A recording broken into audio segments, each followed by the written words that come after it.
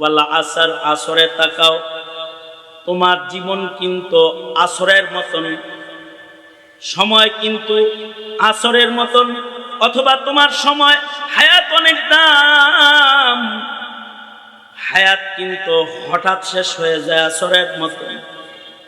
কারণ মানুষ কবরের দিকে আগাইতেছে, মৃত্যুর দিকে আগাইতেছে, আর হায়াত কমতেছে। আর দুনিয়া মুদবিরাতুন ওয়াল আখিরাতু মুকবিলাতুন। হযরত আলী বলেন, দুনিয়া পিছে যাইতেছে, আখিরাত সামনের দিকে আইতেছে। ওয়াল আখিরাতু মুকবিলাতুন, মওত সামনে আসতেছে, কবরের ঘাটি সামনে আসতেছে। সাবধান, হায়াতকে কিন্তু তোমরা নষ্ট করো না। হায়াতের কসম, 1 মিনিটের হায়াতও কিন্তু অনেক দাম। আমাদের এক বুজুর্গ বলেন, সূরাতুল আসর বাজারে যায়া বুঝে আসছে। বাজারে যায়া দেখে এক লোক বড় বড় চিৎকার করে বরফ বিক্রি করে, বড় বড় আওয়াজে চিৎকার করে। লোকেরা বলে, এত জোরে বরফ বরফ চিৎকার করো কেন? চুপ করে বসে থাকতে পারো না? জাল লাগবে, নিয়ে যাবে। বরফ তো বাজারের অন্য পণ্যের মতো পণ্য না, এটা লই আইছিলাম বড়, ধীরে ধীরে ছোট হইতাছে। যত চিল্লায়া তাড়াতাড়ি সেল করতে পারমু তত লাভবান হমু, বেচতে দেরি হয়ে গেলে ক্ষতিগ্রস্ত হয়ে যাবো। আসর হলো বরফের মতন, সময় হলো বরফের মতন, হায়াত হলো বরফের মতন। সেকেন্ডে সেকেন্ডে এটা ছোট হইতাছে।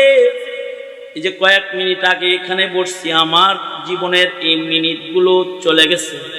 আপনি বসেছেন, আপনার জীবনের মিনিটগুলো চলে গেছে। সামনে আসতেছে কবর, সামনে আসতেছে ভয়ঙ্কর মরণ। মূল ক্যাপিটাল শেষ হইতেছে, মানব হায়াত ধ্বংস হইতাছে। হায়াত ধ্বংস হওয়ার দিক দিয়ে সব মানুষ সমান। ইন্নাল ইনসানা লাফি খুসর, পৃথিবীর যত মানুষ আছে সব হায়াত ক্যাপিটাল ছোট হওয়ার দিক দিয়ে ধ্বংসের ভিতরে আছে। বিসমিল্লাহির রহমানির রহিম।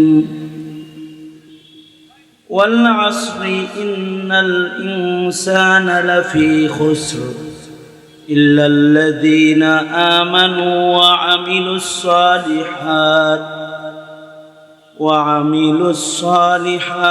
وتواصوا بالحق وتواصوا بالصبر. وقال النبي صلى الله عليه وسلم كل أمتي يدخلون الجنة إلا من أبى. قيل من يأبى يا رسول الله؟ قال من أطاعني دخل الجنة ومن عصاني فقد أبى. أو كما قال عليه الصلاة والسلام. اللهم صل على محمد وعلى آل محمد كما صليت على إبراهيم وعلى آل إبراهيم إنك حميد مجيد.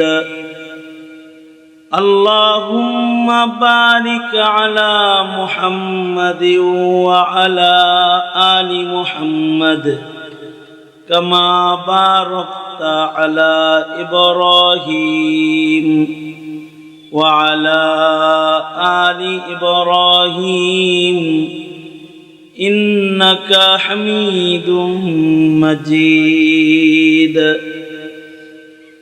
দারুল উলুম রামপুরা বনশ্রী মাদ্রাসার আয়োজনে আয়োজিত মহতি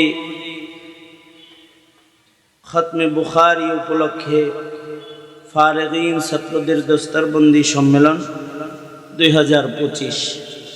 সম্মেলনের মোহতারাম সাদার, মোহতারাম সভাপতি, উপস্থিত হজরত বুজুর্গ উলামায়ে কেরাম, সম্মুখপানে সমবেত দিন প্রিয়, ইসলাম প্রিয়, দিনদার ইমানদার মুমিন মুসলমান ভাইয়েরা, পর্দার আড়াল থেকে আলোচনায় শামিল মা বোনেরা, আল্লাহর দরবারে শুকর। আল্লাহ তাআলা জামিয়ার বরকতপূর্ণ একটি দোয়া অনুষ্ঠানে আকাবির বুজুর্গদের আগমন যেখানে আজকে হবে, এমন একটি মুবারক জলসাতে আমি আমার উস্তাদে মুহতারাম জামিয়ার সম্মানিত প্রতিষ্ঠাতা প্রিন্সিপাল উস্তাদজির নির্দেশে এখানে হাজির হয়ে হুজুরের নির্দেশেই আপনাদের সামনে কিছু সময় কিছু কথা তাকরার করার ইরাদায় আপনাদের সামনে বসে গেছি। বরকতের নিয়তে সূরাতুল আসর কোরআনে কারীমের কনিষ্ঠ সূরার ভেতরে একটি, বরকতের জন্য তিলাওয়াত করেছি, নবীজির হাদিস পেশ করেছি। এগুলোকে সামনে করে সংক্ষেপে কিছু কথা বলবার ইরাদা, আল্লাহ তাআলা কিছু উপকারী কথা বলার তৌফিক দান করেন, যা বলনেওয়ালা শুননেওয়ালা সকলের ফায়দা হয়, এমন কিছু বলার তৌফিক আল্লাহ তাআলা দান করেন। আমি মৌলিকভাবে আসলে আমার আজকে মাইকে বসায় এখানে উপস্থিত হওয়া এবং কিছু বলা, এইটাও আমি এই মুহূর্তের জন্য আমি মনে করতেছি এটা আমার জন্য নিয়ামত, অনেক বড় সাআদাত যে আমি হযরতুল আল্লাম শেখুল হাদিস আল্লামা ইয়াহইয়া মাহমুদ দামাত বরকাতুহুম, আমি হুজুরের কোলে বসে পড়েছি ছেলেবেলায়, হুজুরের শাগরেদ। এটা আমার একটা সাআদাত মন্দি যে একদিকে হুজুরের কোলে বসে পড়ার সুযোগ হয়েছে, আর একদিকে হুজুরেরই মাদ্রাসার মাহফিলে হুজুর আমাকে এখানে কিছু বলার জন্য বসাইয়া দিয়েছেন।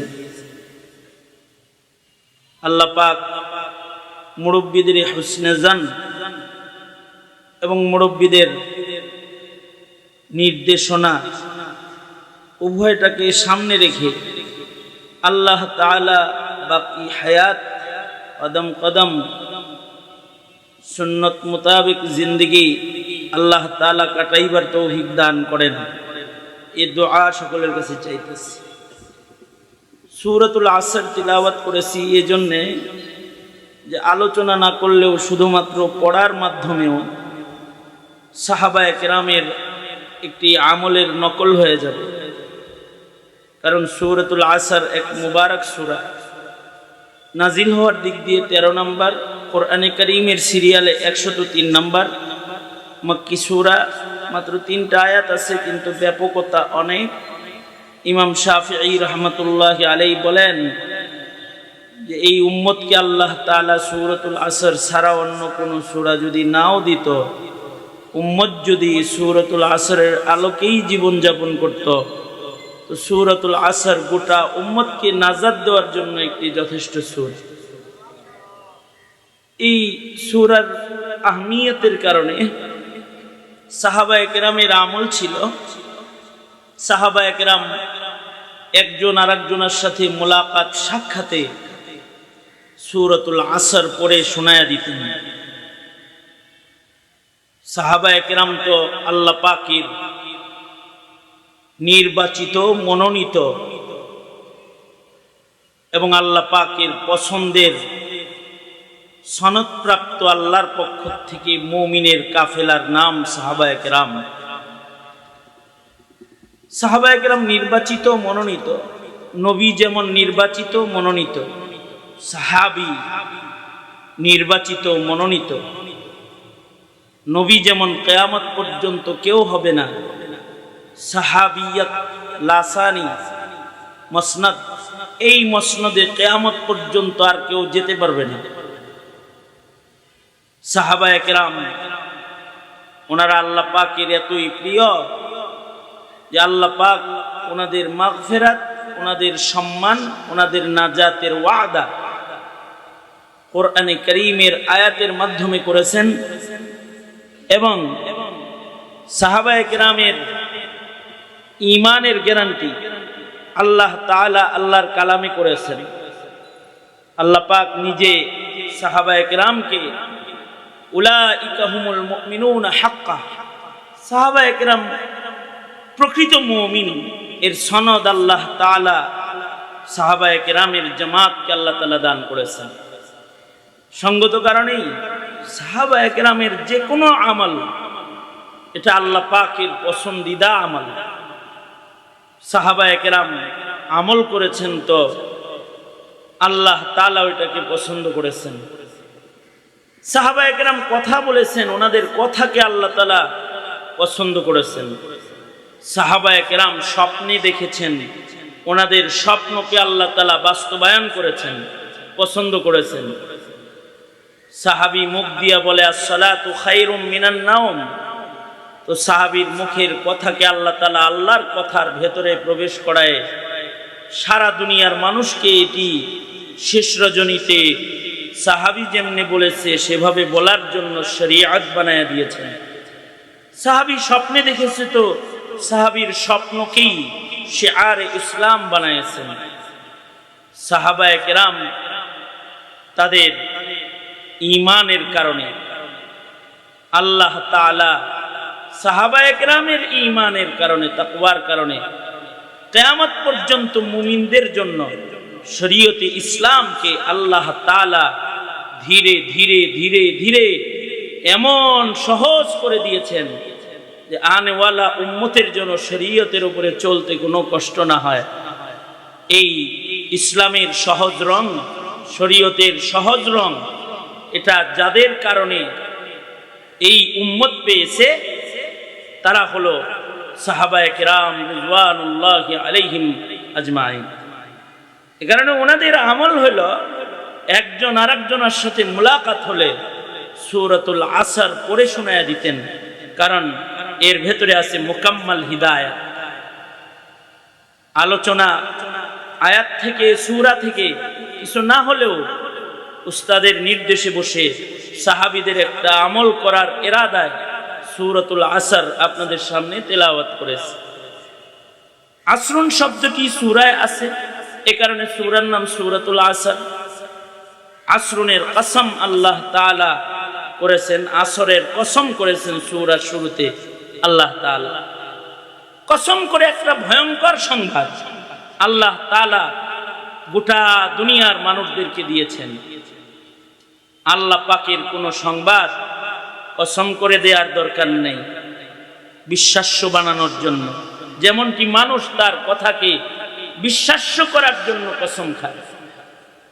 মানুষ তার কথাকে ওজনদার বানানোর জন্য কসম করে কথা বলে, এই তুই এই কাজ করেছিস, না করি নাই, না করেছিস করি নাই, না তুই করেছিস, তুই ছাড়া কেউ করতে পারে না, আল্লাহর কসম করি নাই, না কসম যেহেতু করেছ তাইলে মনে হয় করো নাই। তার মানে কসম মানুষের কথাকে ওজনদার বানায়।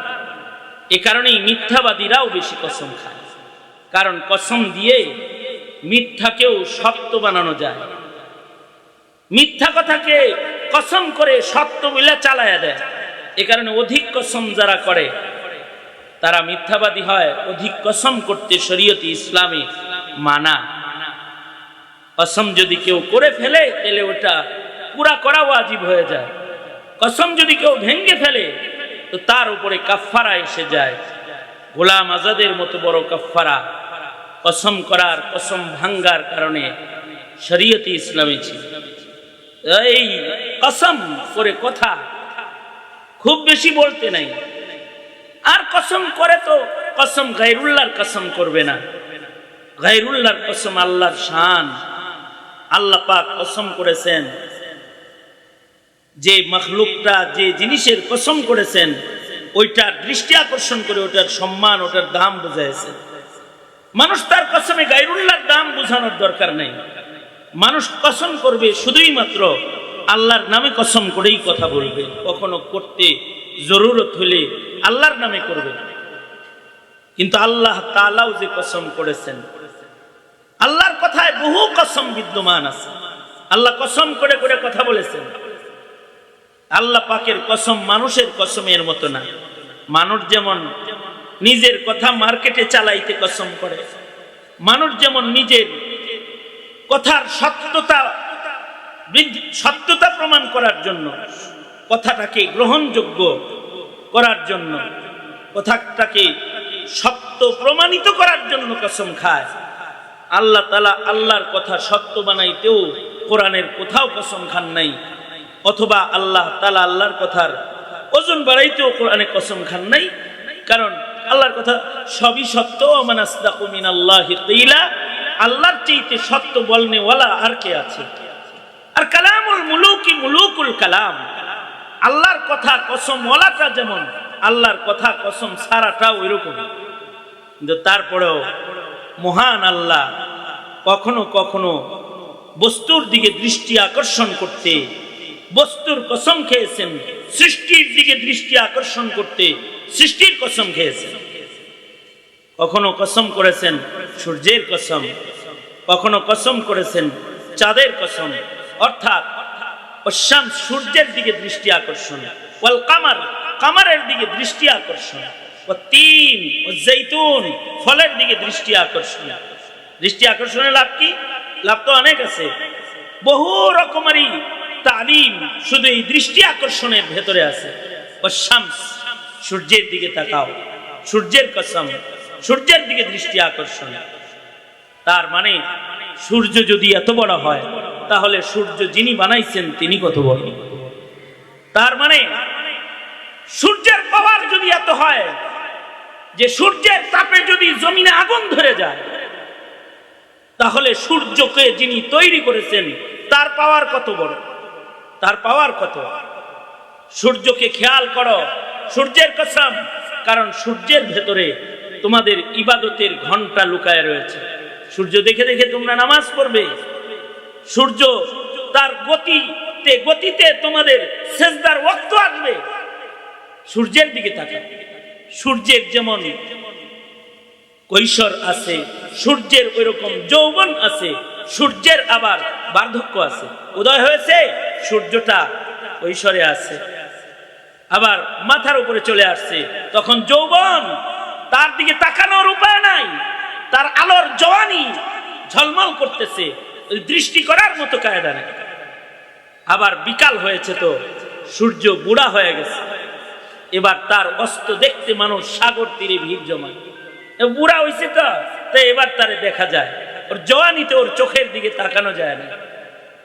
ও বার্ধক্যে এসেছে, নত হয়ে গেছে, এবার ওর এই বার্ধক্যের সৌন্দর্য দেখতে মানুষ চলে যায়। সূর্য যেমন ডুবে যায়, মানুষও পৃথিবীতে সব সময় থাকে না, মানব জীবনেরও উদয় আছে, অস্ত আছে। সূর্যের দিকে তাকিয়ে তুমি তোমার ঈমান ঠিক করো, দেখো সূর্যের কসম, সূর্য আমি বানিয়েছি, দৃষ্টি আকর্ষণ। চাঁদের দিকে তাকাও, ওয়াল কামার, চাঁদের সৌন্দর্য যদি এত হয়, তাহলে রবের চাঁদের স্রষ্টার সৌন্দর্য কত? চাঁদের জীবনে যেমন গ্রহণ আছে, তোমার জীবনে গ্রহণ আছে।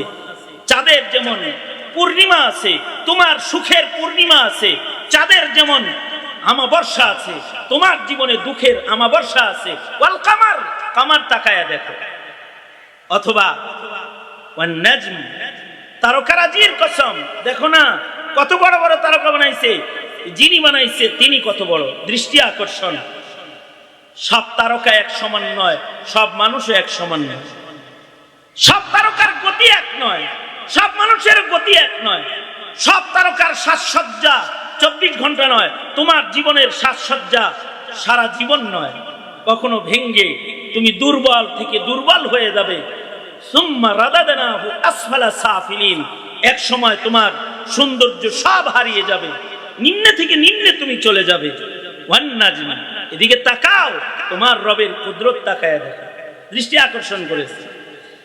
আল্লাহ তাআলা কোনো কিছুর কসম করলে ওইটার মূল্য বুঝাইছেন। কখনো বলে কোরআনের কসম, কোরআনের দিকে দৃষ্টি আকর্ষণ, কোরআনের সম্মান বুঝাইছেন। ওইরকমই আসরের কসম করে আল্লাহ তাআলা ওয়াল আসর, আসরের সম্মানকে তুলে ধরেছেন, আসরের দিকে দৃষ্টি আকর্ষণ করেছেন। হতে পারে আল্লাহ তাআলা আসরের নামাজের কসম খাইছেন। যদি নামাজের কসম করে থাকেন তাহলে আসরের নামাজও দামি নামাজ। যদি আসরের ওয়াক্তের কসম করে থাকেন তাহলে আসরের ওয়াক্তও দামি ওয়াক্ত। পৃথিবীতে সব কিছুর ভেতরেই দামে কম বেশ আছে, মানুষের ভেতরেও দামে কম বেশ আছে। সব মানুষ এই রামপুরা এক সমান না, সব মানুষের দাম কোন স্মৃতি সমান না। আল্লাহর জমিনে, খোদার জমিনে সব মানুষের দাম সমান না। সরদার আছে, মানুষের সরদার সাইয়্যিদুল মুরসালিন মুহাম্মদুর রাসূলুল্লাহ সাল্লাল্লাহু আলাইহি ওয়াসাল্লাম। ফেরেশতাদের ভেতরেও সরদার আছে জিবরাইল, রাতের ভেতরে সরদার রজনী আছে লাইলাতুল কদর, মাসের ভেতরে সরদার মাস আছে শাহরু রমাদান, কিতাবের ভেতরে সরদার কিতাব আছে কোরআন, ঘরের ভেতরে সরদার ঘর আছে বাইতুল আতিক, শহরের ভেতরে সরদার শহর আছে, সরদার জমিন আছে ওয়াহাদাল বালাদিল আমিন, পানির ভেতরে সরদার পানি আছে আবে জমজম, আবে কাউসার, সরদার পাহাড় আছে সাফা মারওয়া, তুর নূর সুর, সরদার পাহাড়। দিনের ভেতরে সরদার দিন আছে ইয়াউমুল আরাফা, ইয়াউমুল জুমআ। ইবাদতের ভেতরে সরদার ইবাদত আছে নামাজ, সরদার ইবাদতের নাম। ইবাদতের সরদার হলো নামাজ। মুমিনের জীবনে ইবাদতের ভেতরে নামাজের চাইতে দামি কিছু আর নাই। আবার সব নামাজ একরকম না, কিছু সরদার নামাজ আছে। এ কারণে কোরআনে কারীমে আল্লাহ তাআলা সরদার নামাজগুলোর কসম করেছেন। সরদার নামাজের ভেতরে শ্রেষ্ঠ সরদার নামাজ হলো সালাতুল ফজর। এ কারণে আল্লাহ তাআলা সূরাতুল ফজরে কসম করে বলে ওয়াল ফজর, ফজরের কসম। ফজর দামি, ওয়াক্তুল ফজর দামি, সালাতুল ফজর দামি, দামি সময়ের নামাজ। তাই নামাজও অনেক দাম। 24 ঘন্টার ভেতরে সরদার ওয়াক্ত হলো ওয়াক্তুল ফজর, সরদার ওয়াক্ত। এর চাইতে দামি ওয়াক্ত আর নেই। 24 ঘন্টার ভেতরে ওয়াক্তুল ফজর হলো মাকামে নবুওয়াত, অর্থাৎ এই ফজরের ওয়াক্তের সময় আল্লাহ তাআলা বাবা আদম থেকে শুরু করে আমাদের নবী পর্যন্ত সব নবীকে নবুওয়াতের তোহফা হাদিয়া করছেন ফজরের নামাজের সময়, ফজরের ওয়াক্তে। এ কারণে ফজরের ওয়াক্তের হিফাজত করতে আল্লাহ পাক বিশেষভাবে আল্লাহ তাআলা নির্দেশ করেছেন যে ডাকো সবাইরে, বলো ফজরে যেন কেউ না ঘুমায়। আসসালাতু খায়রুম মিনান নাওম। কারণ ফজরের নামাজটা সাক্ষী নামাজ। ফজর যারা পড়ে তাদের নামাজের গওয়াহ ফেরেশতারা হয়ে যায়। ফজরের ওয়াক্ত দামি, এ কারণে লম্বা করে ফজরে কোরআন পড়লে আল্লাহ খুশি হয়ে যায়। ওয়া কুরআনাল ফজর ইন্না কুরআনাল ফজরি কানা মাশহুদা। এ কারণে ফজরের সময় ঘুমাইতে নাই। যেই উম্মত রাত 2টা পর্যন্ত ফেসবুক চালাবে আর রাত 1টা পর্যন্ত টিভির ঘরে বসে থাকবে, ওর ফজর কিভাবে হেফাজত হবে? ও তো ফজরে ঘুমিয়ে থাকবে। সারা দুনিয়ার মুমিনদেরকে ফজরে জাগ্রত থাকার নির্দেশনা মহান আল্লাহর, আর কারা জাগতেছে দেখার নির্দেশনা ফেরেশতাদের। দেখে আসো কারা যাচ্ছে আর কারা সেজদায় আছে আর কারা ঘুমিয়ে আছে। এ কারণে ফেরেশতাদের শিফট তখন পরিবর্তন হয়, কারা ইবাদত করে আর কারা ঘুমের হয়। ফেরেশতারা দেখে আসমানে চলে যায়, রবের কাছে গাওয়াহ দেয়। আমার সন্তান, আপনার সন্তান রাত 2টা পর্যন্ত অনলাইনে, ফজর তার ঘুমে কেটে গেল, কোনদিন পিতা হয়ে বলেন নাই যে কেন ঘুমাস ফজরের সময়, রবের অপছন্দ, উঠে যা, নামাজে দাঁড়িয়ে যা। ঘুমের চাইতে রবের কাছে নামাজ পছন্দ। তবলিগ করে, সাল লাগাইছে, সিল্লা লাগাইছে, তালা আস্তে করে খুলে ফজরের সময়, খুইলে আস্তে করে সিটকানি খুলে, বইয়ের ঘুম যেন না ভেঙে যায়, লাগে যেন নামাজ খালি চিল্লাওয়ালার উপরে, ঘরের আর কারোর উপরে না। ফজরে ঘন্টি বাজাইবা ঘরের ভেতরে, যে সব জায়গা যাও। আমাদের আকাবির বুজুর্গরা ফজরের সময় শুধু বালেকদেরকে জাগাতেন না, নাবালেকদেরকেও জাগাইতেন। আমাদের আকাবির মুজাদ্দিদ আল ফিসানি রহমাতুল্লাহ আলাইহি ঘরে ঢুইকা বলতেন, এই বিবি, আমার দুধের শিশুটাকেও জাগাও, ফজর হয়েছে, ওকে জাগাও। বিবি কয়, ফজরের সময় দুধের বাচ্চা জাগায় কি করবো? দুধ খাওয়াইবা? কানবো তো। ওর কান্নাটা জিকির, ফিরিস্তারা দেখে যাবে আমার ঘরে দুধের শিশুও জিকির করে, ঘুমায় না। ফজরের হিফাজত। উম্মত ফজর পড়ে না, উম্মত ফজর ঘুমে কাটায় দেয়, অথচ ফজর মাকামে নবুওয়াত ওয়াক্ত, যে এই ওয়াক্তের সময় নবুওয়াত দান করা হয়েছে। আর ফজর যেহেতু সর্দার ওয়াক্ত, ফজরের পরেই যে ওয়াক্তটা সবচেয়ে দামি সেটা হলো ওয়াক্তুল আসর, সবচেয়ে দামি গুরুত্বপূর্ণ নামাজ সালাতুল আসর। আল্লাহ বলে সব নামাজ হেফাজত করো, ওয়াসসালাতিল উসতা, বিশেষ করে আসরের নামাজ হেফাজত করো। কারণ আসরের হিফাজতের মাধ্যমে ফজর তো বলা নবুওয়াত আর আসর হলো ওয়ালায়াত। আসরের হিফাজতের মাধ্যমে ওয়ালায়াতের দারাজাত বন্টন হয়, মর্যাদা বন্টন হয়। যে দুর্বল ওয়াক্তে দুর্বল বদনে একটা নামাজ পড়ে, আসরের নামাজ, আর ফজরের নামাজ পড়ে পছন্দের ওয়াক্তে দুর্বল বদনে, ঘুমে থেকে উঠছে দেহ দুর্বল কিন্তু লম্বা নামাজ পড়ে, আল্লাহরে খুশি করে। আর দুর্বল ওয়াক্ত, দেহ দুর্বল, সারাদিন কাজ করেছে, দেহটা দুর্বল, ছোট্ট একটি ওয়াক্ত সব কিছু পেছনে ফেলে আগে রবের কদমে সিজদায় পড়ে যায় আসর হিফাজত করার জন্য। তখন তার বেলায়েতের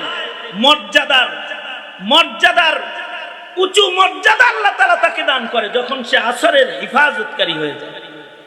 এ কারণেই খাজা কুতুবউদ্দিন বখতিয়ার কাকির ওসিয়ত ছিল যে আমি মৃত্যুর পরে যেন আমার জানাজাটা একটা ওলি বুজুর্গ পড়ায়।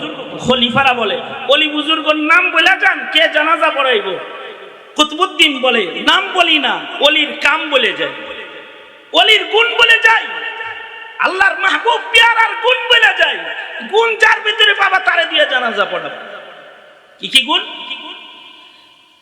এক নম্বর গুণ হলো যার জীবনে কোনোদিন বালেগ হওয়ার পর থেকে আমার জানাজা পর্যন্ত তাকবীরে উলা ছাড়ে নাই, যার জীবনে তাকবীরে উলার হিফাজত আছে তাকে দিয়ে জানাজা পড়াবো। আমাদের আকাবিররা তাকবীরে উলার মূল্যায়ন করতেন, কারণ তারা আল্লাহর মাহবুব হওয়ার জন্য ইবাদতের সৌন্দর্যের যত সুন্নত আছে সব হিফাজত করতেন। তাকবীরে উলার নামাজ আমাদের এক বুজুর্গ সারা জিন্দেগি সুদীর্ঘ 40 বছর সাঈদ ইবনে মুসাইয়িব রাহমাতুল্লাহি আলাইহি 40 বছর শুধু তাকবীরে উলার হিফাজত করে নাই। 40 বছর সাঈদ ইবনে মুসাইয়িব আজান হওয়ার আগে মসজিদে প্রবেশ করেছে। ওনাকে জিজ্ঞেস করা হয়েছে আজানের আগে মসজিদে আসেন কেন? উনি বলতেন ময়দানে মাহশারে আল্লাহ যদি কাহার আর জালাল লইয়া আমায় জিজ্ঞাসা করে আমার ঘরে তোরে ডাইকা আনা লাগতো কেন? ধরা খেয়ে যাব। মুয়াজ্জিনের ডাক শুরু হওয়ার আগে রবের ঘরে হাজির হয়ে যায়, হাসরের মাঠে যেন আমি আসামি হয়ে না যাই। অর্থাৎ আজানের আগে মসজিদের পয়লা কাতার, তাদের জীবনে তাকবীর উলার বড় মূল্যায়ন। যে তাকবীরে উলার নামাজ পড়েছেন, জামাতের নামাজ পড়েছেন, কঠিন কিছু না। যদি জামাতে নামাজ পড়ার ইরাদা কেউ করে কঠিন কিছু না। মসজিদের জামাত পায় নাই তো তার সাথীদেরকে নিয়ে জামাত করবে, হিফাজত করবে, জামাত হিফাজত করবে তার তাকবীরে উলা। তাকবীরে উলার নামাজ আল্লাহর কাছে পছন্দের। কুতুবউদ্দিন বলে যার জীবনে তাকবীরে উলা কাজা নাই সে জানাজা পড়াবে, যার জীবনে তাহাজ্জুদ কাজা নাই সে জানাজা পড়াবে, সারা জিন্দেগিতেও তাহাজ্জুদের নামাজ কাজা নাই সে জানাজা পড়াবে। ইমামুনা ইমামুদ দুনিয়া ইমামে আজম আবু হানিফা রাহমাতুল্লাহি আলাইহি সুদীর্ঘ 40টা বছর এশার ওযু দিয়া ফজরের নামাজ পড়েছেন।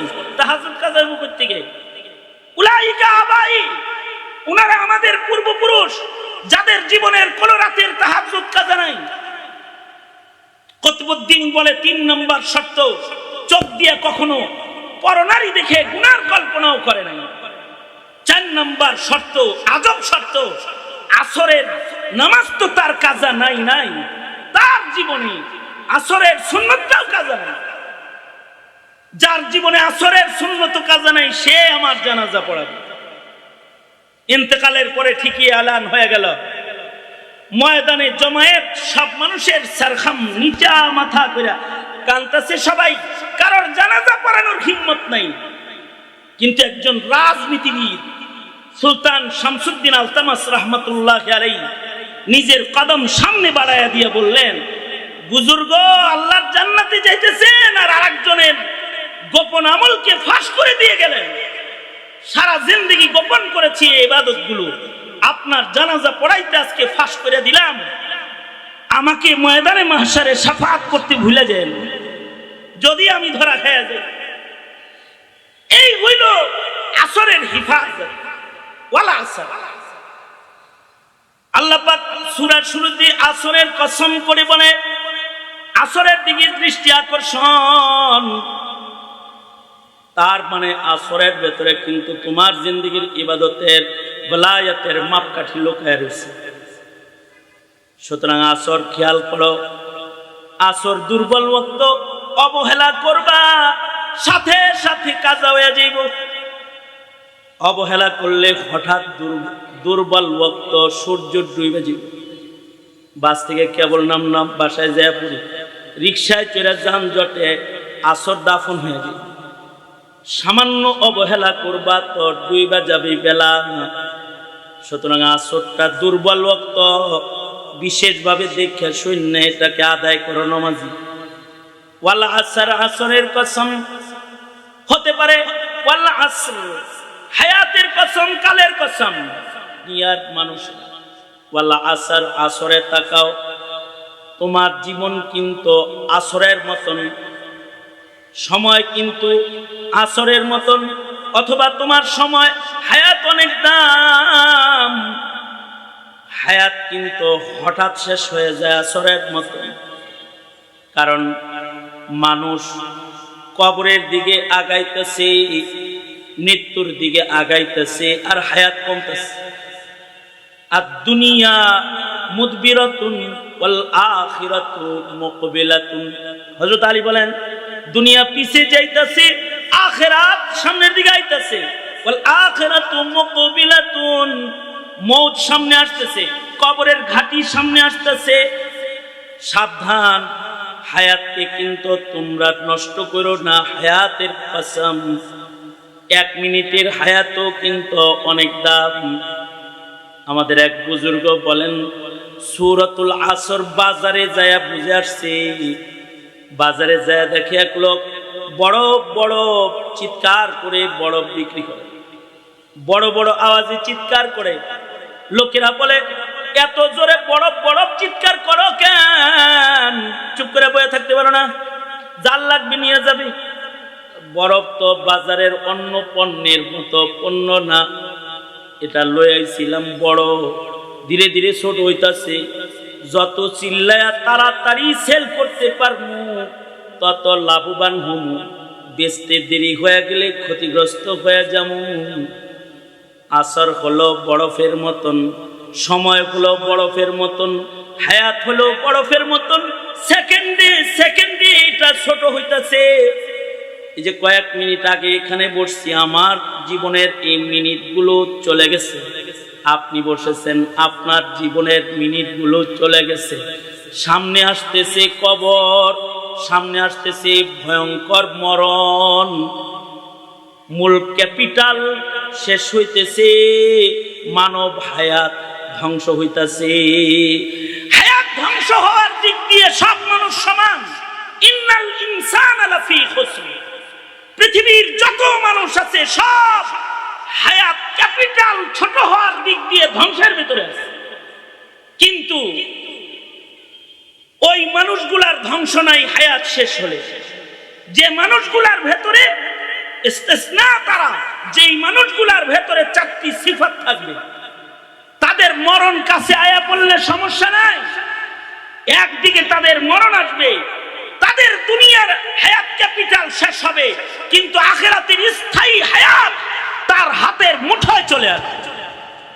একদিক দিয়ে সে মরবে, আর একদিক দিয়ে সে জান্নাতের চিরস্থায়ী হায়াতের ভেতরে প্রবেশ করবে। যাদের ভেতরে চারটা গুণ থাকবে, ইল্লাল্লাযীনা আমানু, যার ঈমান আছে ও মরলে সমস্যা নেই। সমস্যা হলো জন্মাইছে তো ঈমানদার হালতে, আর মরতেছে হলো নাস্তিক, হিন্দু, বৌদ্ধ, খ্রিস্টানের আকীদা বিশ্বাস লইয়া। জন্মাইছে তো তাওহীদের কালিমা লইয়া।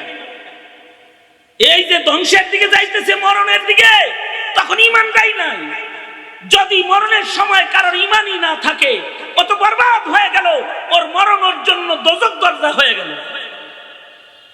আর যদি মরার সময় ঈমানটাও কারোর থাকে, তাইলে সে ধ্বংসের থেকে বাঁচতে গেল। ন্যূনতম ঈমানদার যে, তাকে আল্লাহ তাআলা এমন পৃথিবীর 10 পৃথিবীর সমান জান্নাত দান করবেন। তাও বান্দারে সবার পরে জান্নাতে দেয়া হবে, দোজখ থেকে বের করা হবে।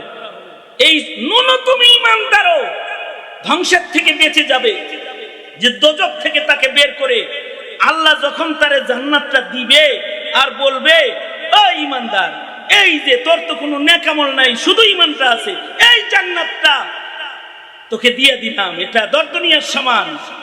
বান্দা বলবে, আতাসখারু বি ওয়া আনতাল মালিক, আপনি বাদশা হয়ে মশকারি করতেছেন আমার লগে? আমার মতো এরকম একটা ওয়াসাল ঈমানদার কি এরকম 10 দুনিয়ার সমান জান্নাতের মালিক হওয়ার যোগ্যতা রাখি নাকি? কিন্তু ঈমানের দৌলতের কারণে আল্লাহ তাআলা একটা ঈমানদারকে 10 পৃথিবীর সমান জান্নাত দান করবে। এই ঈমান, আপনার ছেলের ঈমান, এই মহল্লার প্রতিটি পরিবারের সন্তানের ঈমান, প্রতিটি সদস্যের ঈমান আছে, হিফাজত হচ্ছে নাকি ধ্বংস করে ধ্বংসাত্মক মৃত্যু নামক ধ্বংসের দিকে আগাচ্ছে? কখনো কি খেয়াল করেছেন পিতাজি? যদি খেয়াল না করে থাকেন, তাহলে আপনি অভিশপ্ত পিতা। এই সন্তানের কারণে আপনি অভিশপ্ত, আপনি দোজখে যাইবেন। আর যদি আপনি তার ঈমানের পাহারাদারি করে থাকেন, তাকে যদি ঈমান শিখায় থাকেন, ঈমানের মূল্য যদি তাকে বুঝায় থাকেন, আর সে যদি ঈমান নিয়ে কবরে যাওয়ার যোগ্য মুমিন হয়ে থাকে, তাহলে সে ধ্বংসের থেকে বেঁচে গেছে। দৌলতে ঈমান যার আছে তার ধ্বংস নাই। তবে ঈমানের সাথে যদি আরো কিছু জিনিস জড়ো হয়ে যায়, তাইলে তো কোন ধরনের পেরেশানি তার নাই। না তার পেরেশানি মরণে আছে, না তার পেরেশানি পুলসিরাতে আছে, না তার পেরেশানি মিজানে, পুলসিরাতে, হাসরে আছে। আল্লাহ তাআলা তাকে তো বিনা হিসাব জান্নাত দিয়ে দিবেন। বহু মানুষকে বিনা হিসাব জান্নাত দিবে গুণী হয়ে গেলে। যে সকল গুণ থাকলে বিনা হিসাব জান্নাতে যাওয়ার উপযুক্ত হয়ে যাবে, চিরস্থায়ী নিশ্চিন্ত পেরেশানি মুক্ত জীবন পেয়ে যাবে, সেটা হলো ঈমানের সাথে যাদের নেক আমল জড়ো হয়। ওয়া আমিলুস সালিহাত, যাদের নেক আমলও আছে, শুধু ঈমান নাই। কিছু মানুষ আছে তাদের ঈমান আছে কিন্তু তাদের জীবনে নামাজ নাই, তাদের জীবনে রোজা নাই, তাদের জীবনে সাদাকা খায়রাত নাই, তাদের জীবনে কোরআনে কারীমের তিলাওয়াত নাই। শুধু ঈমানদার নেই, শুধু ঈমানদার। শুধু ঈমানদার হইলে তো ভেজাল আছে, কারণ শুধু ঈমানদাররা আমল শূন্য হওয়ার কারণে তারাও দোজখে যাবে। কারণ দোজখের 7 স্তরের প্রথম স্তর যেটা, মুমিনে আসীদেরকে আল্লাহ তাআলা সেখানে ফেলবে। কিন্তু যদি ঈমানের কোয়ালিটি ভালো হয় আর নেক আমল যদি ঈমানের সাথে যুক্ত হয়, তার জীবনে যদি নবীর সুন্নাত যুক্ত হয়, তার জীবনে যদি আল্লাহর হুকুম নবীর তরিকায় কইরা যায়, তাইলে সে সোজা জান্নাতে চলে যাবে। রাসূল বলেছেন, আমার উম্মতের সর্বনিম্ন কালিমাওয়ালাও জান্নাতে যাবে। আল্লাহর রাসূল বলেন, কুল্লু উম্মতি ইয়াদখুলুনাল জান্নাহ, ঈমানদার আমার উম্মত যা আছে সব জান্নাতে যাবে। কিন্তু যারা আমাকে অস্বীকার করলো, যারা আল্লাহকে অস্বীকারী, যারা আমি রাসূলকে অস্বীকারকারী তারা জান্নাতে যাবে না। আপনার সন্তান কালিমা নিয়ে জন্মাইছে, তার জানাজা হবে, সে মুসলিম কবরস্থানে দাফন হবে, মুসলিম পরিচয়ে মুহাম্মদ নাম যুক্ত করে তার পরিচয় মুসলিম, কিন্তু সে নবী আল্লাহ রাসূলকে স্বীকারকারী না অস্বীকারকারী, এটা কখনো খতায়া দেখছেন? সে তো ইমানদার কিন্তু নামাজ পড়ে না, আল্লাহর হুকুম অস্বীকারকারী। সে বলে ফেলে আমার নামাজ লাগে না। সে ইমানদার কিন্তু সে কাদিয়ানীর পক্ষ গ্রহণ করে, নাস্তিক মুরতাদদের পিছনে ঘোরাফেরা করে, সে রাসূলকে অস্বীকার করে, রাসূলের বিরোধিতা করে। সে কিভাবে জান্নাতে যাবে তার ঈমান দিয়া? আর কিভাবেই বা সে তার ঈমান নিয়ে কবরে যাবে? সুতরাং শুধু কালিমার পরিচয় দিয়ে ধ্বংসের থেকে বাঁচা সম্ভব নয়। কালিমার পাশাপাশি নেক আমলের জিন্দেগি লাগবে। অটো মুসলমান যারা আছেন, অটো মুসলমান লালন করেন যারা, অটো মুসলমান আপনারা মুসলিম করার জন্মাইছেন আর নামের শুরুতে মুহাম্মদ লাগান আর ভোটার আইডি কার্ডে মুসলিম পরিচয় লাগায় বাস নিশ্চিন্ত মনে যারা ঘুরেন, পৃথিবীটা কোন রকম পার করতেছেন। মরণ আইলে আর এক কদম সামনে সুখের জগৎ খুঁজে পাইবেন না। তখন দেখবেন যে ধ্বংসের ভেতরে পড়ে গেছেন। এ কারণে প্রতিটা মুমিনকে শুধুই মাত্র ইমানদার হলে চলে না, তার জীবনে আমল দরকার আছে। ফরায়েজ, ওয়াজিবাত, সুনান, মুস্তাহাব্বাত, যত আমল সরওয়ারে দু আলম দিয়া গেছে সব আমলের হিফাজত একটা মুমিনের জীবনে জরুরত। কারণ যার জীবনে আমল বেশি তার সাথে রবের সাথে খাতির বেশি, যার জীবনে আমল কম রবের সাথে তার খাতির কম। যার ভেতরে নেক আমল যত বেশি মহান আল্লাহর সাথে তার প্রেম প্রীতি তত বেশি। শুধুই মাত্র নিজে ইমানদার আর নেক আমলকারী হলে চলে না। মুমিনের আরেকটা সিফত হলো ওয়াতাওয়াসাউ বিল হক ওয়াতাওয়াসাউ বিস সাবর। ধ্বংস মুক্ত মুমিনের সিফাত ওয়াতাওয়াসাউ বিল হক, তাওয়াসিল আল হক, হকের দিকে মানুষদেরকে ডাকা, তাবলীগ করে। আর কি বিশ্ব ইজতেমা সামনে আইতাছে 31/1/2। তবে যারা তাবলীগ করে পাবলিকের কাছে, এরা মনে করে যে মৌলবীরা ওয়াতাওয়াসাউ বিল হক করে না। তোমার সারা জিন্দেগীর তাবলীগ এক জায়গায় করলেও মোল্লার এক কথার তাবলীগের সাথে তোমার তাবলীগের ওজন চলবে না। কারণ তুমি করো পাবলিকের কাছে তাবলীগ, আর মোল্লা করে নাস্তিকের কাছে তাবলীগ, কাদিয়ানীর কাছে তাবলীগ। কাদিয়ানীর বিরুদ্ধে মোল্লাই কথা বলে, নাস্তিকের বিরুদ্ধে মোল্লাই কথা বলে। দেশের প্রধান ভুল করলে মৌলবী তার রক্ত মাখা কার্পেট বিছায়া দেয়, যে রক্তের উপর দিয়ে হেঁটে যাবি, ইসলামের খেলাফে এক জাররা কাজ করতে দেব না। দাঁড়ায় যায় রাজপথে। মৌলবীর তাবলীগ জালিমের সাথে, তোমার তাবলীগ খালি রসগোল্লা আর জিলাপির সাথে। আর মৌলবী তাবলীগ করে জালিম রাজার সাথে, হুকুমতের সাথে। এ কারণে ইলিয়াসি তাবলীগ করলে মানুষের উপকার হয়। এ কারণেই তো আলেমরা ইলিয়াসি তাবলীগকে মাথায় করে ঘুরে বেড়ায়। কিন্তু শুধু ইলিয়াস রহমতুল্লাহ আলাইহির এই তাবলীগ দিয়ে রাষ্ট্রের বাতিলের মোকাবেলা করা সম্ভব নয়। সবাই এক তাবলীগ করলে তাহলে আরো তাবলীগ যেটি আছে রোডে ঘাটে মাঠে ময়দানে হেডি করবো কেনা? যখন নাস্তিকরা এই দেশ দখল করার চক্রান্ত করে ফেলে, যখন কাদিয়ানীরা এদেশকে কন্ট্রোল করার চক্রান্ত করে ফেলে, তখন মৌলবীরাই তো রাজপথে দাঁড়ায়া দাওয়াত তাবলীগের ঝান্ডা নিয়ে দাঁড়িয়ে যায়। তাদের তাবলীগ শুধু তাসবিহ আর জায়নামাজ আর পাগড়ির তাবলীগ হয় না, তাদের তাবলীগ হয় রক্ত আর জীবন বাজি আর নিজের জেল জুলুম হুলিয়াবাজির তাবলীগে পরিণত হয়, যেটার দ্বারা জালিম নেস্তনাবুদ হয়, হকের পতাকা উঁচু হয়। তুমি তাবলীগ করো, কিন্তু তোমার সামনে অনেক বড় অপরাধকে তুমি অপরাধী বলতে পারো নাই। কিন্তু মৌলবী এমন না। মৌলবী হইল ওই তাবলীগ করে যায় যেই তাবলীগ যে ছোট্ট একটা মাসআলার খেলাফ কাম করতে দেয় না। মৌলবী ছোট একটা মাসআলার খেলাফ করতে দেয় না। এই কারণে ইমাম আযম আবু হানিফা জেল খেটেছেন। এই কারণে ইমাম সারাকসি 12 বছর জেলখানায় বন্দী অবস্থায় কুয়ার ভেতরে পড়ে থেকেছেন, কূপের জেলখানায় থেকেছেন।